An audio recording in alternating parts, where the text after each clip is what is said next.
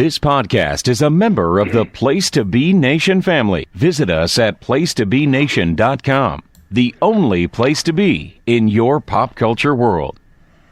Me and Jen and Brian bought a pretty little home. It was cheapish and we split it and we're fixing it up. So Mr. Sokol does everything. Rewires, fixes cracks. I can only break walls, move stuff and get snacks. And I am downright amazed at what I can destroy with just a hammer.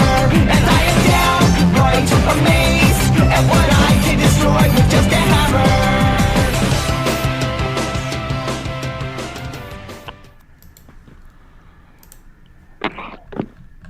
Benvenuto, welcome and Tusen talk to my Norwegian cousins who may actually listen to this. Shout out Jan Harald and Uni, much love. I am Ben, better known as Boston Nuga, and this is the debut episode of Row 1, Seat 1, the podcast. You guys just heard the soothing strains of Adam and his package, making this the first wrestling theme focused podcast to use the song I'm Downright Amazed at What I Can Destroy with Just a Hammer as an intro, so we're already making history. But I'm sure you guys are asking, what the hell is this? Because I've been kind of secretive about it. Aside from being my friend, why the hell did you tune in to this secret project and why did I create it? Other than the fact that apparently all white males have to have a podcast. Here's what I'm going to do with this podcast. I want to chronicle fandom through the prism of the live experience. That's why I called it Row 1, Seat 1. This is about being a fan because I am nothing more than a fan, nothing more, nothing less. What I love the most is the stories of how people became fans through their first live wrestling shows or sporting events or that moment where they got hooked forever and never turned back.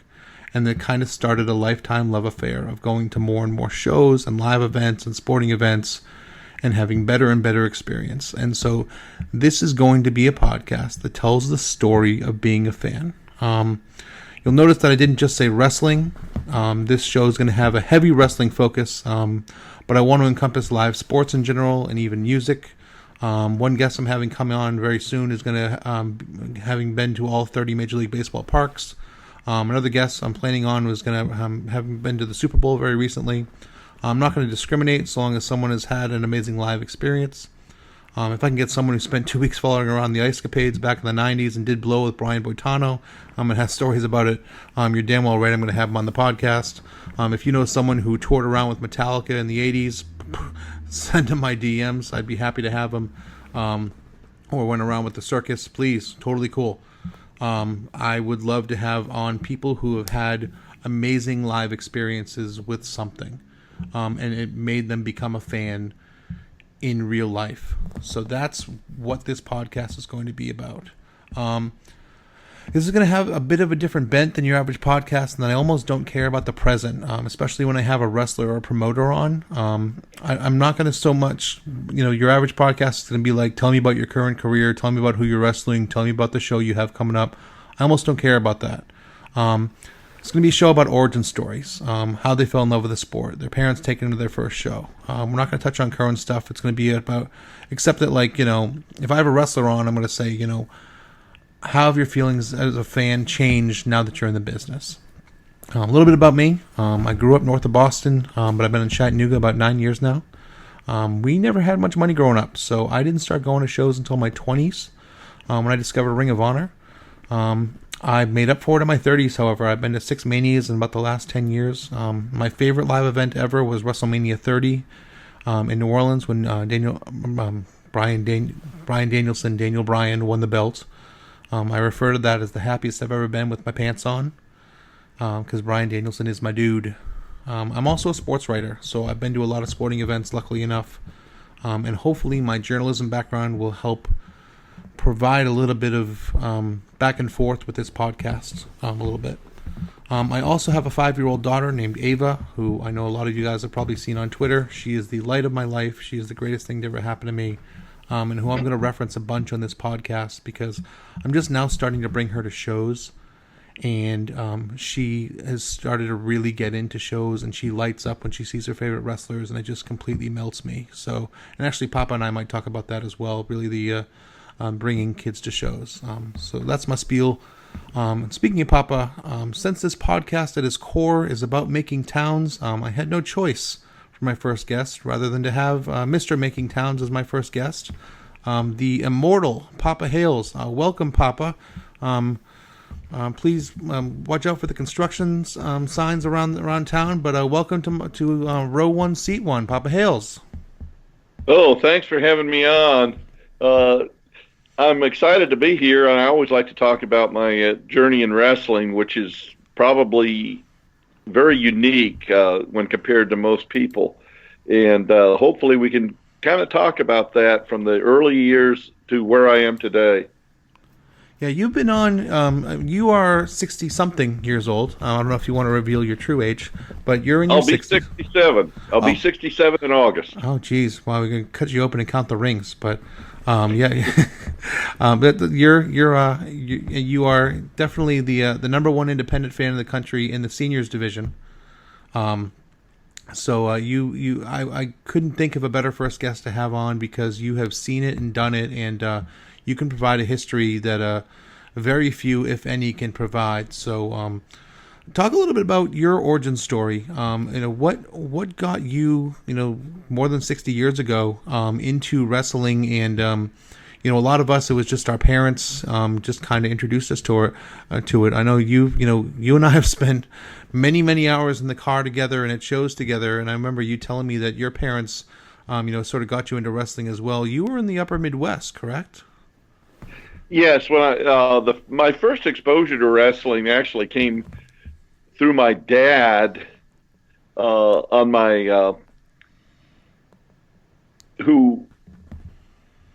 got me watching wrestling and took me to my first few shows in Minnesota when I was just like literally a toddler, 3-4 years old, maybe 5, between 3 and 5.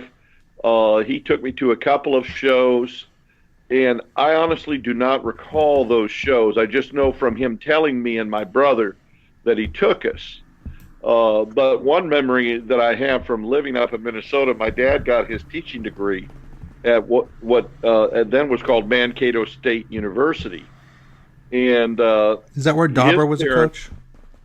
Yes. His parents used to come over and feel the TV, because we had one of those old black and white TVs, and my dad would put wrestling on. And his parents would say, "You should be studying. You shouldn't be watching this crazy wrestling." So they would literally come over to the house and feel if the TV was warm.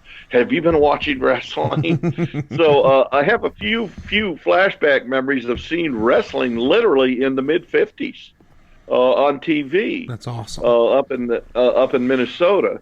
And again, I went to a few shows up there, but I just have to be honest, I don't recall going. I only know I went because my dad told me.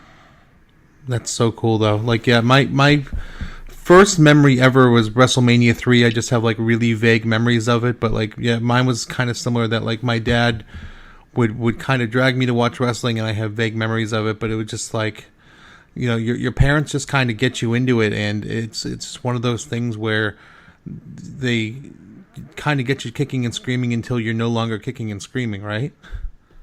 Right. And there were certain personalities up there in Minnesota that, as I got a little bit older, and even after I moved, because I went back there every year because my grandparents and all my family are from there, I would see them. I know Vern Gagne was one of the main superstars up there at that time. And then a little bit later, even after we'd moved to Albuquerque, we'd go up in the summers and stuff, and I would see back then, I think it was AWA, with Nick Bockwinkel and that cast of characters. Again, Gagne was involved in that, and Baron von Raschke. Some of those individuals were wrestling up there, and I would get to see a show occasionally, not often, but occasionally up in Minnesota in the 60s during the summer.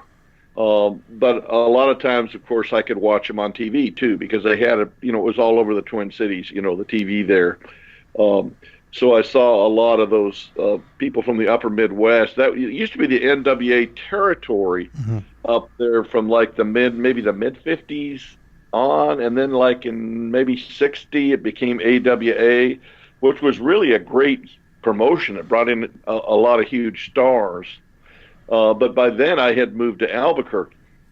I actually moved to Albuquerque in, I believe it was 59, might have been 58, but my first show there that I distinctly recall going to, my first wrestling show was in Albuquerque, which was probably in 59. And it was on the card were the Fabulous Kangaroos and Dory Funk Sr. I don't remember the rest of the card, but I remember I was just so excited about the Fabulous Kangaroos. I thought that was the greatest thing in the world. And my dad took me and my brother David, and we got in a fight, a scrap out in the parking lot, and I got knocked down and tore a hole in my new jeans. So, and of course, my dad was furious. And when we got home, my mom was furious because she had to fix those brand new jeans. They used to get these iron-on patches they would put on your blue jeans and stuff. So that's kind of my memory from that show, getting in a shoot fight with my brother. So that's about par for the course. And that's when you fell in love, right? That show really sticks out in my mind, and I have distinct memories of the Kangaroos and, of course, Dory Senior, and Dory Jr. I don't know whether he wrestled on that card or not. I remember Dory Senior, but that kind of started the ball rolling. And then after that show, we got where we would watch Mike London on TV every week. We would watch wrestling on TV, and I didn't find this out till years later. But I'd tell my dad, I said, "Well, let's go down and watch the wrestling. Let's go see the wrestling, down on the TV." But I found out years later they didn't actually have wrestling in Albuquerque on TV. What they did in the studio there is they would record interviews, and they would record promos, and then Mike London, the promoter, would get between and prevent a massive fight from breaking out. But all of the wrestling that they showed on TV was actually done in the Amarillo studios. Oh. Because Albuquerque was part of the Amarillo territory. And I didn't find this out till years later when I talked to Terry Funk in Dallas WrestleMania week. I said, man, we were trying to figure out how to find the wrestling there. And Terry said no. He said they would tape in Amarillo, and they'd send the tape overnight, drive all night sending the tape, and then it'd appear on television in Albuquerque. So the only thing they ever recorded there, to my knowledge, I could be wrong, but I'm just going by my knowledge or my memory, is all of those TV interviews and promos for the next show. And we saw a number of shows in Albuquerque, of course, at the old Civic Auditorium there, which was a big venue there in Albuquerque. And occasionally, not often, but occasionally my dad would take us to see shows in other areas. We went down, I believe, to Clovis, New Mexico. And I think I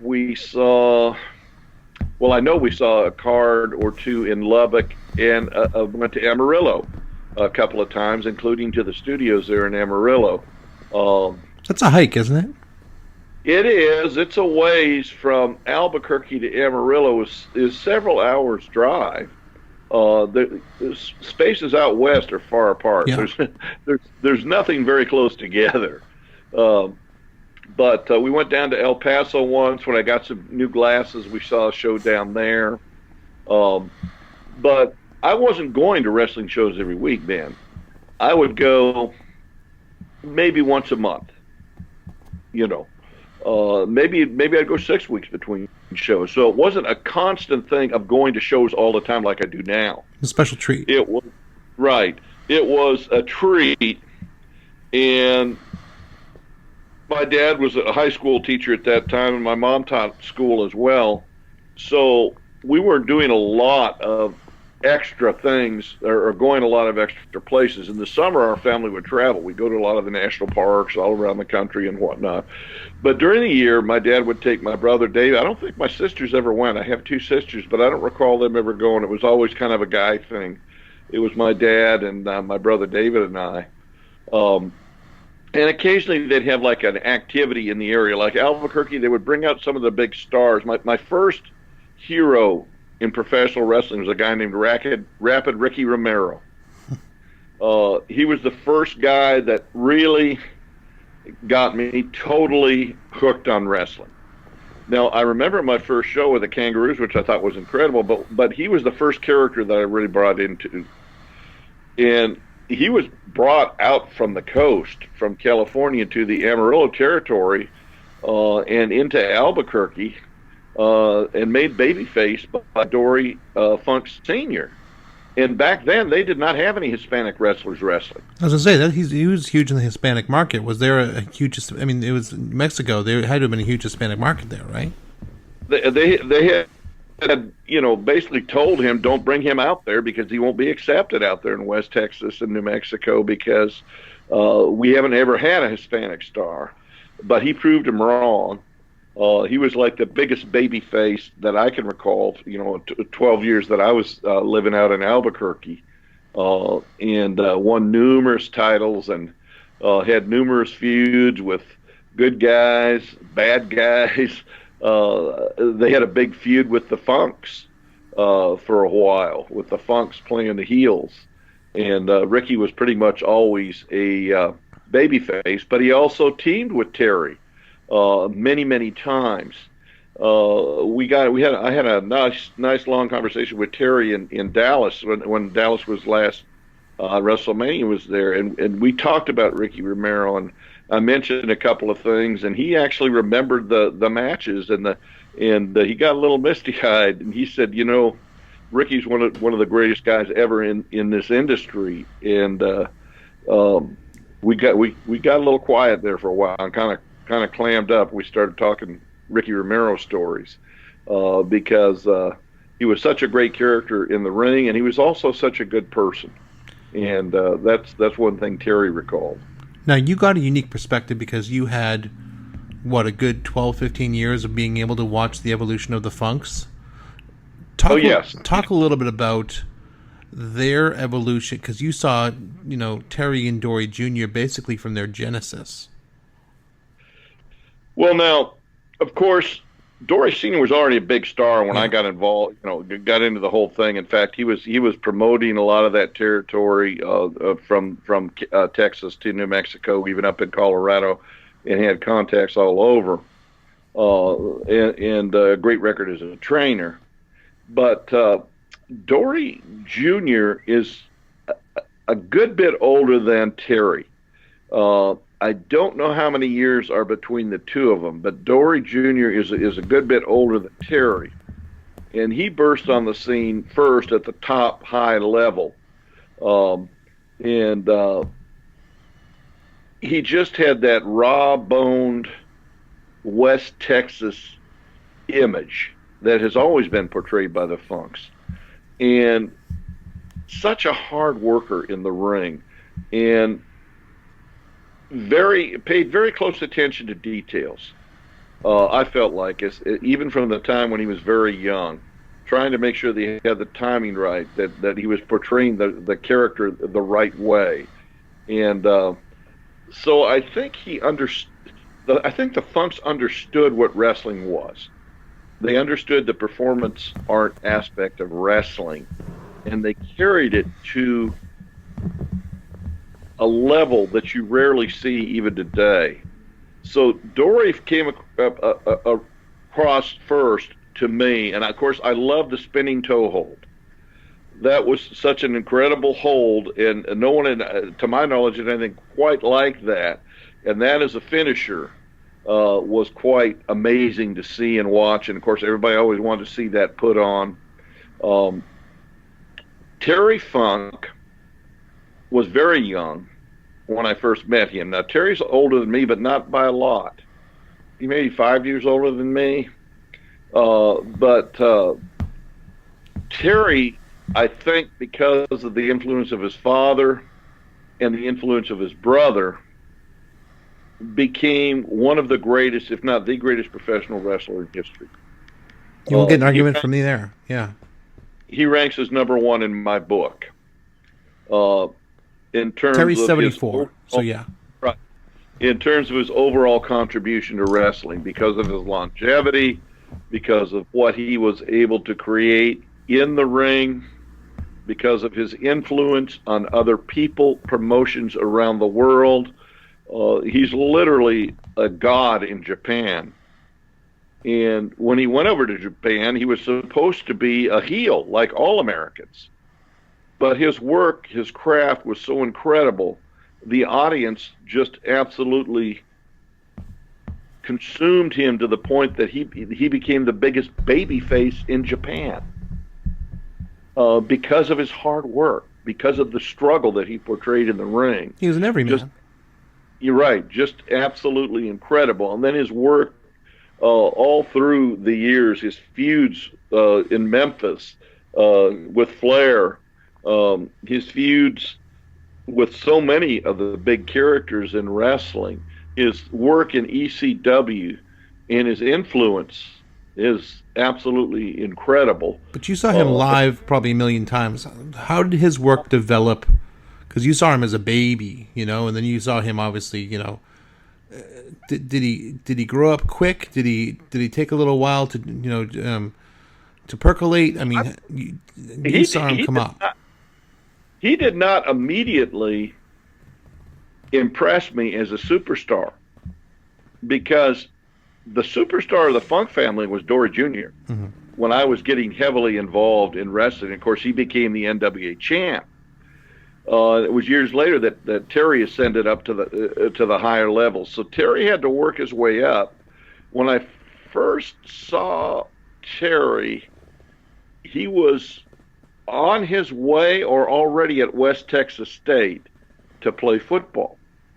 And I think that Dory went there too. A lot of wrestlers out there went to West Texas State at that, to play football. Tito Tully, yeah.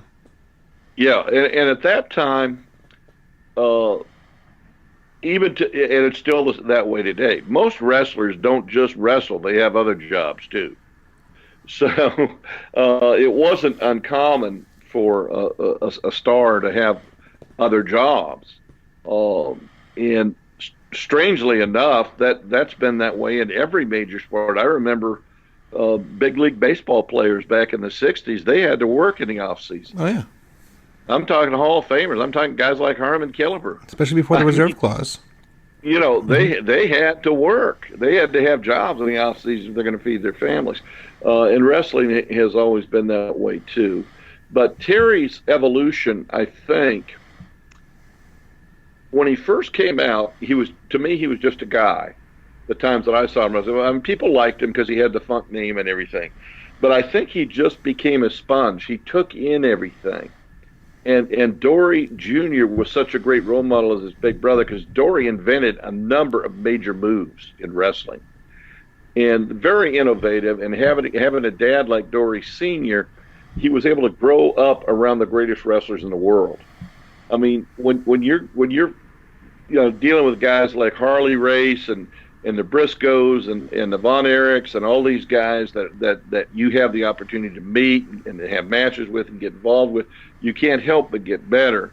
But I think Terry took the maximum advantage of learning everything that he could, and each place that he went, he did something different.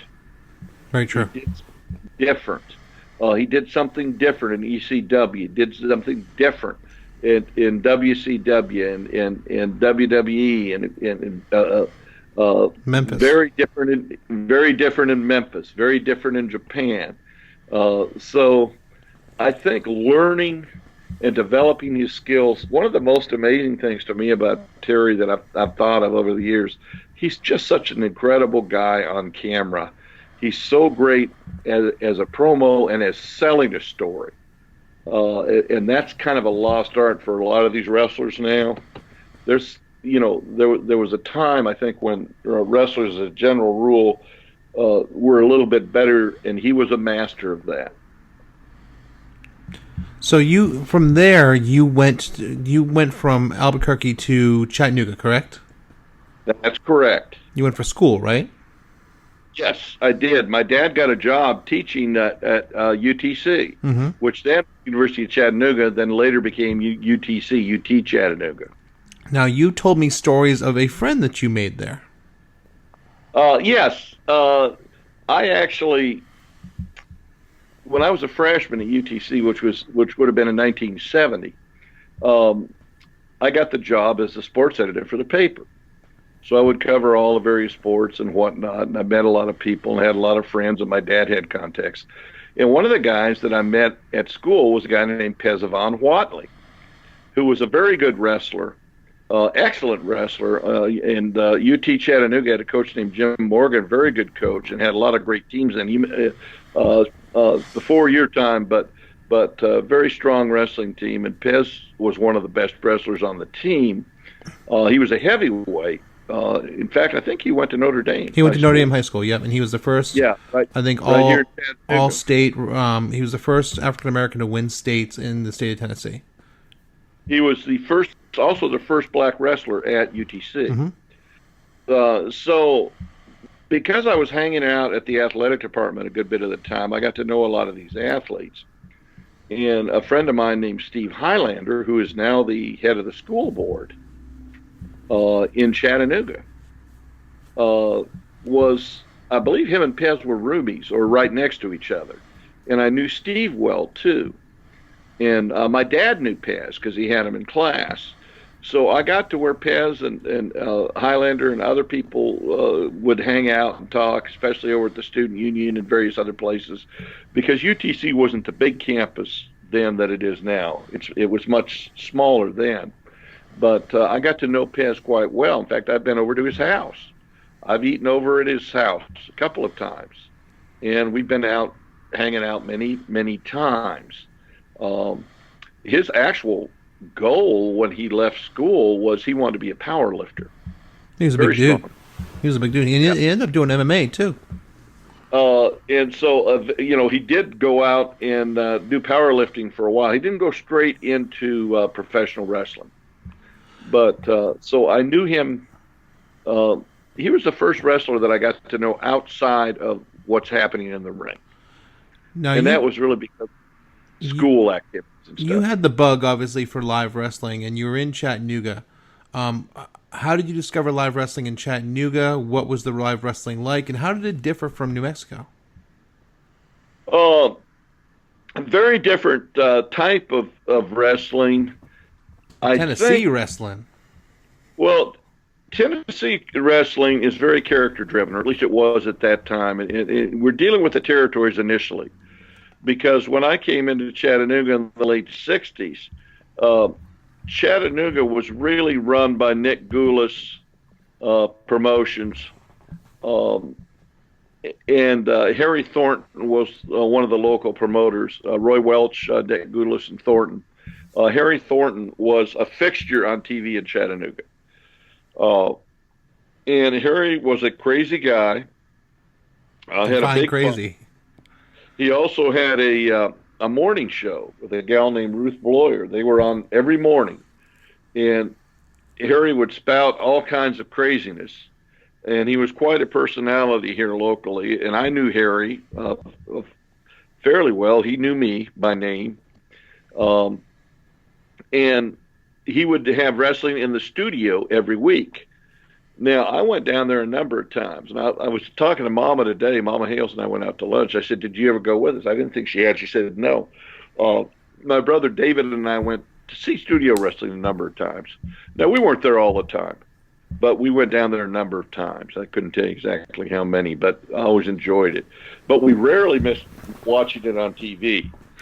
That was like a fixture for us, is to watch Harry Thornton wrestling on TV. And sometimes we would torture Mom and make her watch, too. So that was a regular staple item. And we went to a number of big shows in Chattanooga at Memorial Auditorium. Now, it's got a different name now. I forget what they call it. I think it's still called Memorial Auditorium. Yeah.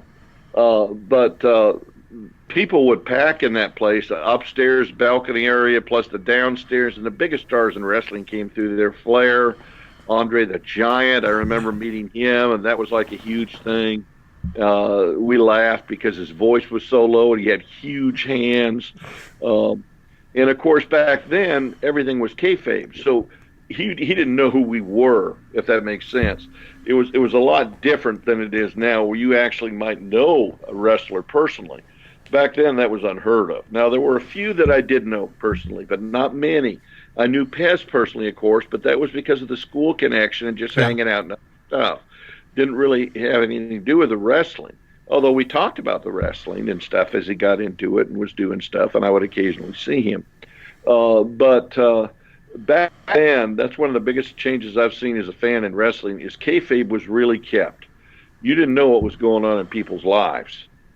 You didn't know people outside of what they presented to you in the ring. Right.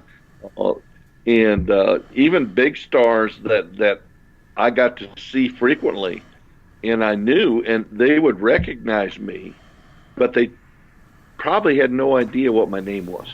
For instance, guys like Jackie Fargo. Because I saw Jackie a number of times. He was on TV all the time, and I would see him wrestle at the studio on occasion and down at Memorial Auditorium, and he would basically kind of nod like, yeah, I've seen you, I know you. But there was no actual interaction, if that makes sense. It's an arm's distance, yeah. Right. That's interesting. And now there's Twitter, so we know everything. There was no Twitter then. No Twitter then. You know. But the difference, I think, largely in moving from the Southwest, from that Amarillo territory to the Chattanooga area, was the real emphasis on characters, real heavy characters in the South and the Chattanooga area, and a lot of managers, a lot of teams, a lot of emphasis on developing the characters, maybe more so than any other place I've ever been. And it's not that the wrestling wasn't good, but it's almost like the connection with the fans and the character development was paramount. Well, that's interesting. Was the studio? And you went to the studio a couple times? You said, right? Yeah. Yes. My frame of reference for that is Memphis. I haven't seen Chattanooga studio wrestling. Was it a lot like Memphis studio wrestling, or was it completely different? Much like Memphis studio wrestling in a lot of ways. Regular, and you see the regular characters on there, small little bleachers set up. Mm-hmm. This was at Channel 12 most of the time, but I believe he also did it at Channel 3. Not sure I ever went at Channel 3. But you kind of see the same characters. There was a lady that would usually sit in the front and always chase them around with a pocketbook. I remember one time I chased Tojo Yamamoto with a slide rule, and so I did know Tojo, and he knew my name. But we weren't friends, best friends or anything. But he's one of the guys that actually knew my name. But most of them might have recognized me from seeing me in enough places. But remember, I'm not going all the time. I'm going, maybe every 6-8 weeks to the studio, and then shows, not that often. So at what point do you have the boys? All right. We moved from Chattanooga to Charleston in 1981, 83. 82. It was January of 82. Dylan was born in August of 81. We moved in January of 82 to Charleston. Okay.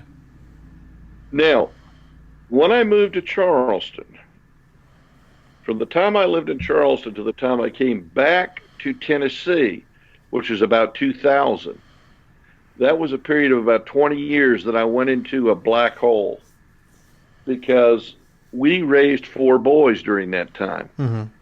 And I was working full-time, and there were periods before I got my teaching certificate that I was working multiple jobs.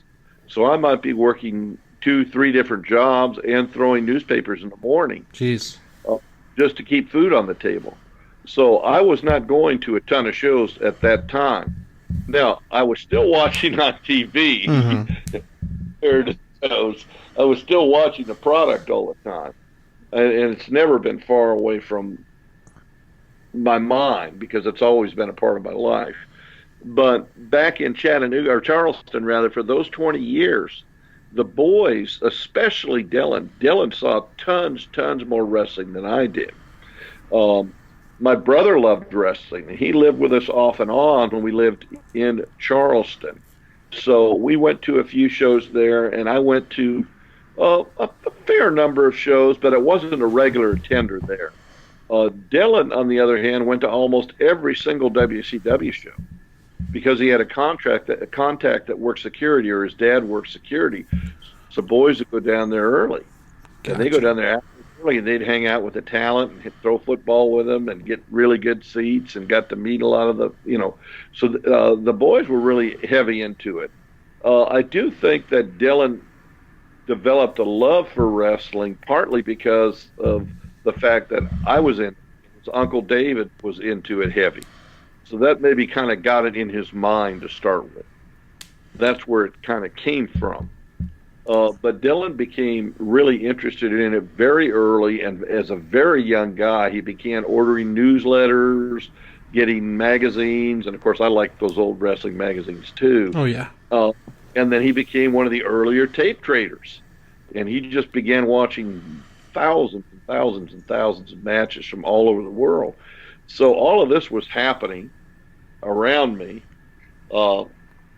My son Drew was also a fan at that point, but eventually he turned sour when Hulk Hogan turned heel. That turned Drew off. That's it. I'm not watching it. But Dylan really was going to many more shows than I was. Yeah. Okay. Did he get a chance to bring the boys to the occasional show though? Because that's what I'm getting to experience now with Ava, is that like I'm getting to bring her to her first couple shows and getting to watch her light up. And for me, and I'm sure you see it as a parent, and I can even see you through Ava's eyes, because basically you're her de facto grandfather in a lot of ways. Like it's entirely different seeing a show through my child's eyes than it is seeing a show through my own eyes when I'm at a show by myself. Do you agree? Oh, absolutely. Mm-hmm. And, seeing Dylan and his reactions and we saw I remember I took him to a show with his Uncle Dale. We went to a show at King Street Palace. That's one of the first experiences I remember Dylan going with us. And he loved the environment. That's such a legendary building there in Charleston. And the show was not very good, but just the experience was great. And we went to a number of other local shows and matches. I remember one, Charles Robinson, the WWE ref, was there. And we had a cheering section going for Charles at that show. And I think the main event there was the loser wears a diaper, as I recall. And I think it was at James Island High School. So yes, we did have a number of shows that we were able to go to. And of course, a really big event would come to Charleston. We'd try and go. Dylan went to the events. When he graduated from high school, I took Dylan up on an ECW tour. And we went up to see ECW shows in Allentown, Pennsylvania, Asbury Park, and that was a blast. We also went to see a really good ECW show in Columbia, South Carolina once. How many parents take their kids on an ECW tour? Can we just soak that in for a second? Like, seriously. That's true. And my parents took one look at ECW and said, there's no fucking way you're going to any of this. Yep. And I'll never forget the fairgrounds in Allentown. It was a fans bring weapons match. Jesus and a near riot broke out at that particular show. So that's very memorable. And then the Asbury Park with that old venue and just some of the great stars of ECW, that was awesome too. It's amazing.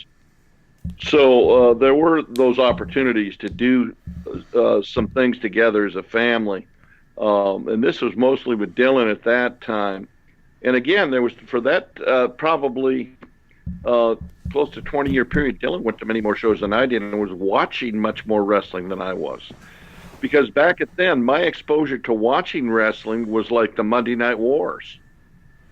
I wasn't watching indie wrestling. I was watching the big boys, WWE, WCW. And of course, I was taking all of that in, but I wasn't being exposed to the kinds of things that Dylan was exposed to. I actually learned about that later. So you came back to Chattanooga, you said, in 2000? Yes. Okay. And then Dustin and Devin, I know they started going to some independent shows when they came back. That's correct. Did you start going to shows with them as well? Because I know they started really getting into the local independent scene. And I know Chattanooga really had a thriving independent scene in the mid-2000s, early 2010s and things like that. Yes, the boys would go almost every week to UEW, which featured wrestlers like Tank and Iceberg out there in East Ridge, and their Uncle Dale usually took them. I only went there a couple of times. They went there as regulars. So they were just really developing their own fandom, kind of led by their brother Dylan, into it. And they knew I loved it. They knew my brother David loved it. But they developed their own fandom, cut it on indie wrestling here in the Chattanooga area, because there was quite a number of good indie shows and places to go where you could catch some really fine indie wrestling in the Chattanooga area. In fact, Chattanooga's always been a hub, as long as I can remember, of good wrestling. When I first came here, it was controlled by the Amarillo territory, and you had all those Amarillo stars coming down the Jarrett's, and occasionally you'd get Lawler in here, and of course Flair was in town, Tojo Yamamoto, and you get all of those guys come in. But then eventually we kind of became an intersection for other areas, because we get people up from Georgia Championship Wrestling, Gordon Soley, all those folks would come into the Chattanooga area. Then you'd get some Smoky Mountain influence. So what I love about the city is it's the intersection of, like, I'm 2 hours from Atlanta, I'm 2 hours from Nashville, I'm 3 hours from Nashville, I'm 6 hours from St. Louis, I'm 7-8 hours from Chicago. We're equidistant to so many things that I can get anywhere I could possibly hope to want to get to. We're 4 hours from Florida. I mean, we're 6 hours from Florida. Like, we can. There's so much that's accessible from this city that it's a hub. And people don't realize how many great wrestlers have been here and wrestled in Chattanooga. Like I said, I don't think you get much bigger in terms of name recognition than Andre the Giant. And of course Ric Flair and Lawler and all of those guys, and the guys stars, Minnesota Wrecking Crew coming up from Atlanta area. A lot of those Atlanta stars coming through, and Iron Sheik, and just tons and tons of just incredible stars. Ricky Steamboat, guys that are legends, Flair. It was a hotbed of activity. And we've had a few wrestlers from this area that have done quite well. Pez really did quite well. I really think he could have and probably should have done better. I don't think they had the same booking opportunities for great black athletes back then that they do now. Terry Bam Bam Gordy's from the area. So we've had some good wrestlers from this specific area. But I think the Chattanooga location is a crossroads, is the reason that we have such a storied history of wrestling in this region. So let me read this first. This is the Place to Be in live read, and then once we do that, then I'll get into the Papa Hales Renaissance. On the Place to Be in Pop feed, we had a busy week on the Pop feed with a little something for everyone. Russell and Sam dish about the classic Empire records and a new 90s to nothing. In this month's Talk and Pop, Jenny and Tim welcome JT Rosero to relive the magic of WrestleMania weekend in New York City. Ben Morse and Russell Sellers talk the first half of 1970 in a new Marvel Age masterclass. Adam and Andrew deliver in-depth playoff previews on a dual offering on the NBA Team podcast. Todd Weber and Tim Capel look at Uncanny X-Men number 136, plus more. In the latest episode of Conversation Comics, the hard-traveling fanboys review Shazam and this week's offering. Cowboy and D'Amato are back in the saddle with a new This Week in Sports, and they catch up on everything since the Super Bowl. Todd welcomes JT to Binge Please as they take on the Netflix Marvel Universe and Daredevil Season 1. Todd also joined Andy to talk Swingers in the third episodes of Laugh in Theater. Coming at the end of May, the Hard Traveling Fanboys will be wrapping up their Hard Travelers for Hire series with a special giant-size edition of the podcast. Greg and Nick will be joined by past guests for a retrospective look back at the highs and lows of the Marvel Cinematic Universe, and they want your opinions. After you've seen Endgame, send in your full ranking of the MCU movies from 1 to 22 to nickd@placetobenation.com. The full composite rankings for Place to Be Nation will be revealed on the show, so get your ballots in to make your voice heard. On the Place to Be in Wrestling feed, in the premiere episode of Making Towns with Friends, Steve and Rich explore what could have been had if a Money in the Bank match had occurred at every WrestleMania since inception. JT and Scott were joined by Todd Weber for episode 517 of the Place to Be podcast, and they broke down the March 1989 MSG house show. JT and Chad returned with a new Wrestling War Zone, and they finished off 1995 with a discussion about Starrcade. So check out our social media pages and a message board at bigelow34.proboards.com for information on joining our GWWE pay-per-view and TV match ever project. Get in the conversation today and start researching your list. And be sure to check out placetobenation.com as things are getting back up and running there. With plenty of projects and reviews to come, content will be picking up in the days and weeks ahead. All right, Papa. Now we're going to talk about the Papa Hales Renaissance, because that is where I've gotten to know you. I've been here since 2010, and I've known the fun and crazy and retired Papa Hales, and the Papa Hales who has been Mr. Indie Show, Mr. Show in general, really, Mr. Live Experience, Mr. Making Towns, and what. I mean, you always loved wrestling, but I don't know if anyone over the last decade has loved wrestling as much as Papa Hales. What made you? When people ask me, because I peeling back the curtain a little bit, I've been, I guess the word is handler. Is that fair? Yes. Oh yeah. Always got to have a handler. I've been one of your primary handlers over the last couple of years or so, and people ask me, what's it like to handle Papa Hales, and I try to say that he only knows sixth gear. And you've pretty much been in sixth gear since I've known you. So what made you shift into sixth gear as far as being Mr. Wrestling Fan and Mr. Making Towns in your retirement? What turned the switch? Well, when I had to retire, which was not by choice, it was health reasons. I had a very critical health issue, heart issue, diabetes, and vision issues, and I literally left the classroom and went to the hospital and talked to my heart surgeons, and we scheduled open heart surgery. And I was told I was not going to be able to go back to teaching. So, it just kind of happened all of a sudden, and I was only 62 years old. So we're going on 5 years now. And it was pretty devastating for me because I love teaching. It's been my life's work, coaching and teaching young people. I don't really miss the bull crap. I don't miss the adults, but I do miss the kids. Sure. And because it was such a huge part of my life, and so much of my life was devoted to kids, being with kids, teaching kids, and learning from kids, it made a huge hole in my life when I left teaching and wasn't able to go back. And I had my heart surgery, I believe it was in September. Is that right, Meredith? I had my heart surgery in September, and there was a period of recovery after that, 2 or 3 months when I really wasn't able to do much of anything because it was a pretty significant surgery event.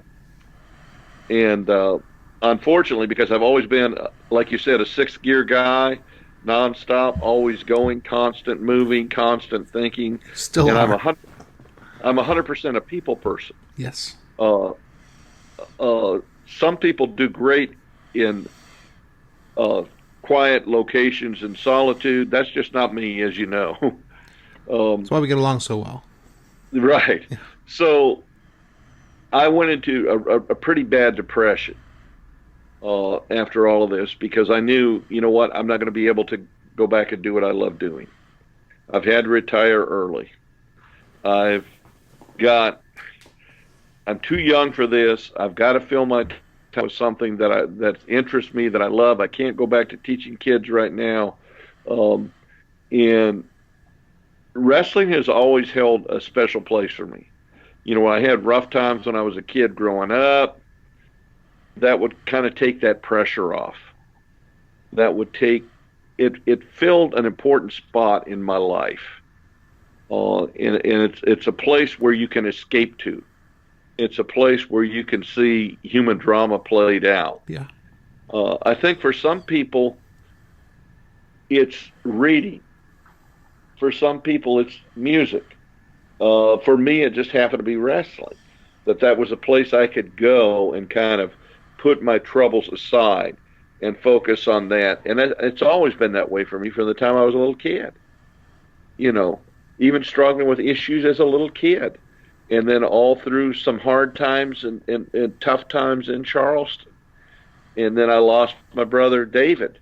And that was a very tough time. And last year I lost a son. So wrestling has filled a space for me. It's been a place of refuge and a place where human drama plays out, but it plays out in a storybook way.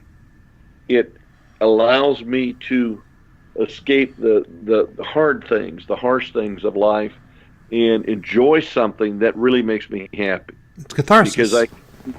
Because I can see all of the emotion. I can see all of the physical struggle, the mental struggle played out in the ring, which has really been beneficial to me. And I think it's beneficial to a lot of people.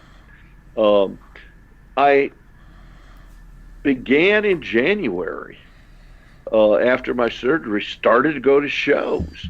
I never intended to become a total crazy nut traveling all over, going to every show in the world. I don't believe you. But I had the time, and I didn't have a lot of money, but I had enough money where I could travel a little, and I had a bunch of free miles on a couple of credit cards, so I could travel for free on air. And we didn't spend a lot of money on fancy food or fancy hotels and stuff like that. It was basically wrestling tickets and as inexpensive travel as we could get. And I had the time, and that was the most critical thing, is I needed time. But as I began to travel around, I began to realize, my God, I love this so much. This takes me to my happy place. And I meet so many interesting and good people out on the road. It just became kind of a compulsion for me. So it wasn't really planned, but as I began to travel, and again, I had the time, which was the most important thing, I ended up going to all the way from Boston, New York, Washington, D.C., North Carolina, Florida, Missouri, Chicago many times, out to the West Coast, Las Vegas and Texas and St. Louis and tons of points in between. And it just became something that was so exciting and so real to me. And I guess the thing that has been most important to me is meeting people on the way. And it's not just wrestlers. It's not just referees or promoters. Mostly it's just normal people or everyday people. And I guess in my mind, everybody's normal. I don't think wrestling should be reserved for any one group. Wrestling should be open to everyone and welcoming to everyone. Come as you are, be accepted for who you are. People need to be loved and cared for and be brought into a special community where they can enjoy the benefits of wrestling. Totally agree. And so it's been a journey that's been a lot of fun. And I get a little crazy sometimes. I'll admit that. Yes, you do. I love it, though. I wouldn't have you any other way. But some of the major shows, of course, I've been to a lot of WrestleManias in the last 5 years. Been to a lot of Evolve shows, a lot of the major promotions around the country, Ring of Honor shows, a lot of those. I've been to AAW and Freelance in Chicago. I've been to a number of promotions up in New York area. And CZW. I've been out to a number in the St. Louis area, Glory Pro and Anarchy and others. I won't make you pick your favorite. Don't worry. Oh no! But I've just make been pick. to a lot. And wrestling has experienced a rejuvenation in the Chattanooga area. Mm-hmm. You know, I went to almost every Empire show. Dylan and I would go, and the boys would go. I got really into the Empire wrestling on the indie level during this period. And, of course, they're no longer running, but that was where the first Scenic City Invitational was held. And I'm one of the few people, there are a few of us, that have been to every SCI. As have I. That's where I met you, actually.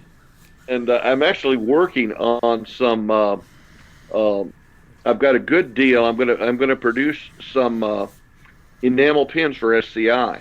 Cool. And I this could be a special announcement for your show because I haven't announced to anybody yet. I got a guy that's going to make them for me, relatively inexpensive, where I can at least get my money back. I don't care about making any, but they're gonna produce them, Scenic City Invitational enamel pins, and for people that have been here for every year, this will be the 5th year. I'm going to have a 5 in there, Roman numeral 5. If you've been to 4 years, you'll get a 4, 3, 2, and 1. The people coming for the first time will get the pin with a 1 on it. So I think that's kind of cool. And then you and I are going to have some discussions this week about other Scenic City announcements as well. Oh, yeah. We're going to have a full list of activities like we have the last few years, because I think that's one of the things about Scenic City that sets it apart. I've traveled all over the country, as you know, and you've been to most places too, or many.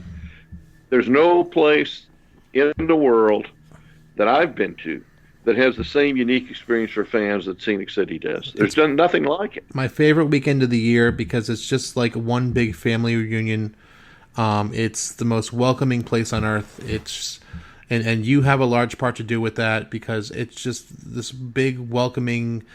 Everyone come as they are. I mean, like you talk about with wrestling, it's just this little, it's this little encompassing thing like that where everyone just gathers at the hotel and everyone's cool with each other and everyone's happy and we all are just bonded by this one big crazy thing that's wrestling, and it's just this wonderful place, and it makes me so happy. And I'm just so thankful that we get to have that.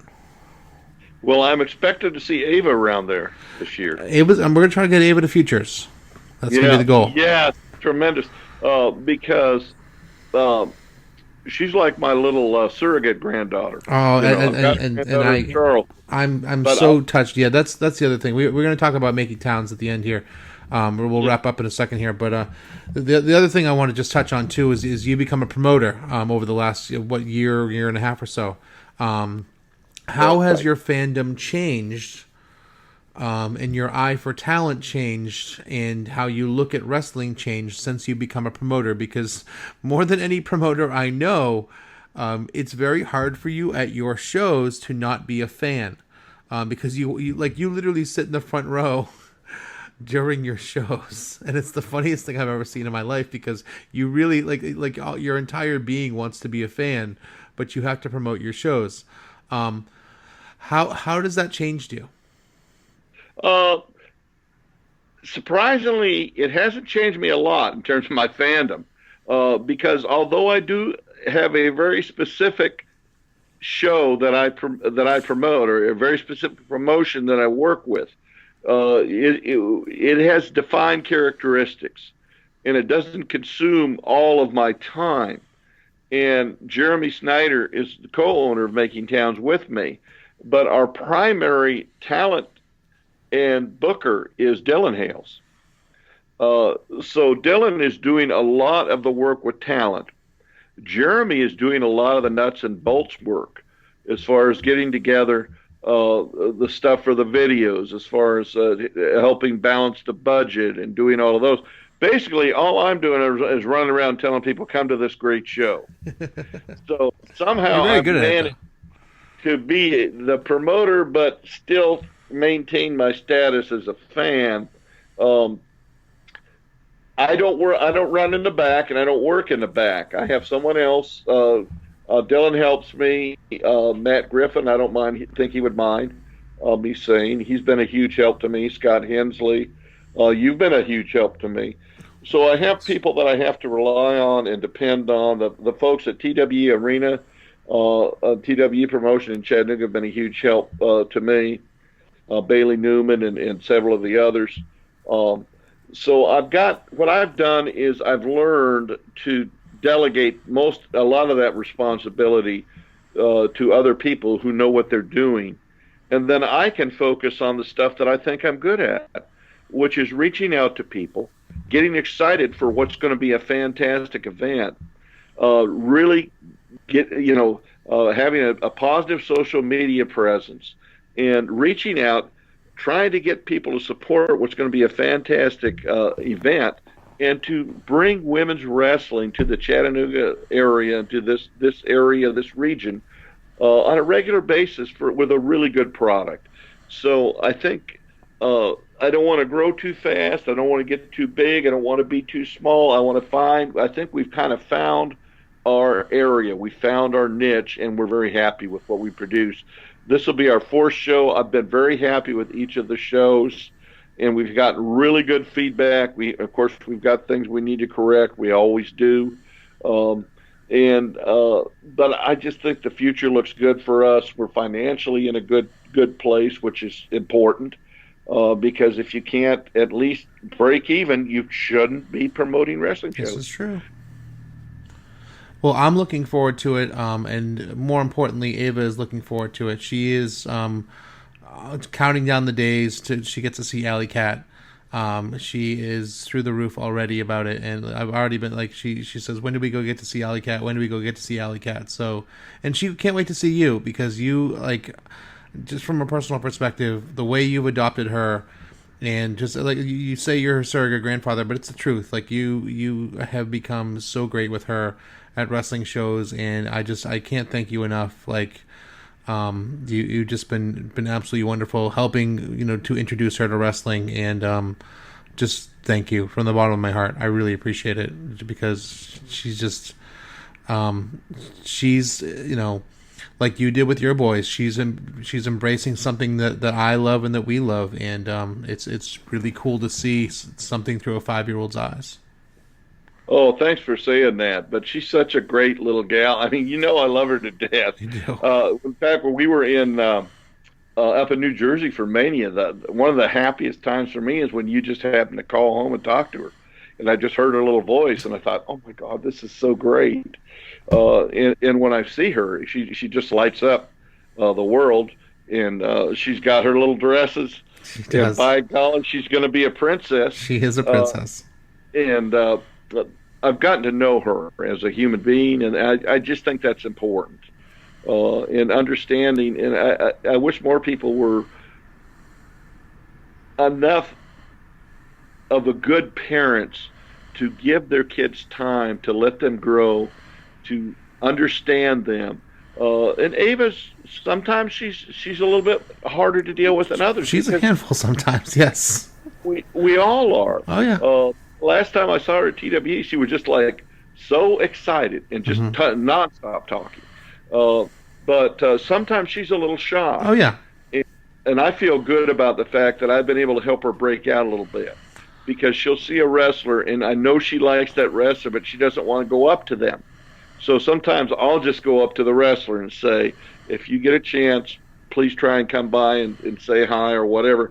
And I think that's helped break the ice with her, and I think it makes her happy. Oh, it does. It does. And the fact that there's an environment like Making Towns, that is so family friendly and is friendly to my daughter and I is going to be absolutely wonderful. And if there's anyone who's in the Chattanooga area or in Tennessee or in Georgia or something like that, and is looking for a good night out with the kids, or just something that's downright wholesome. I can't recommend Making Towns highly enough because, I trusted enough to bring my 5-year-old there, so that says everything that needs to be said. So, Papa, you want to plug it and we'll wrap up for a little bit here. Tell us a little bit about Making Towns, when and where, and give me the details. Yes, we are so excited. It's our second annual Making Towns Classic right here in Chattanooga at the TWE Arena on Dayton Boulevard in Red Bank. And it definitely is a family show. Tickets are $15. If you've got some kids in tow, I'll be working the door. Talk to me. We might be able to drop a little on the little one. But adults are $15, and I'll be working the door. We expect to have a good crowd, and the show is going to be fantastic. We're bringing in some of the best women's wrestlers on the planet. Who's going to be there? And give us some names. That's not hype. That's real. Kristen Stadlander, and Shaza McKenzie, Savannah Evans, Alley Cat, people at the very top of the indie ranks of women's wrestling. Alley Cat pretty much stole the show WrestleMania week on the indie scene for women. So the lineup is fantastic. Aja Pereira is coming in. She'll be battling in a really cool match that's not part of the tournament. Aja is a wonderful wrestler. We've had our differences, so I'm hoping you will improve her attitude because her wrestling is phenomenal. But this is a great venue with nice, comfy chairs and padded chairs. You could fall asleep in these chairs. And they have a good, really great atmosphere there, a great place to watch the wrestling show.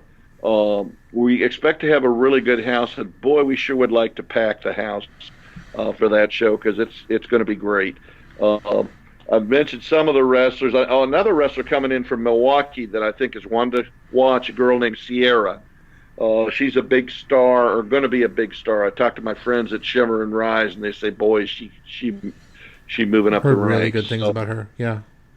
So it's going to be an incredible show. It's May the 3rd, which is not this Friday, but the Friday after. I think we'll open doors maybe 6:45. Bell time 7:30, and it's 4825 Dayton Boulevard in Red Bank, Tennessee, which is basically Chattanooga. That's correct. And they can follow us at Making Towns Wrestling. And they can get tickets at makingtownswrestling.com on the internet, and you can order your tickets right over the internet, or you can get them at the door. The Twitter handle is just at Making Towns. Yes. Papa, it's been a pleasure and an honor. I love you. I respect you. I thank you so much for coming on this first podcast. You are seriously like a surrogate father and a friend, and a grandfather to my child, and I just can't thank you enough, sir. So thank you for coming on the Maiden Voyage here. All right, happy to talk to you as always, and I'll see you this week. We'll be talking SCI. We will be talking SCI. We're going to have some announcements coming up soon. First weekend of August. Everybody better be here at SCI because we're going to have a party. Fantastic. At the best weather. All right. Love you, Papa. I'll talk to you soon. Love you. All right. Because of your hair, wherever you go, you bring everything everywhere. This year, big skiing and get on your way. Jump the Sarah chorus and the fizzle relay. Some people, they think he's Rastafarian because he has these big dreadlocks, and they ask him for pot. I think I like it. I know.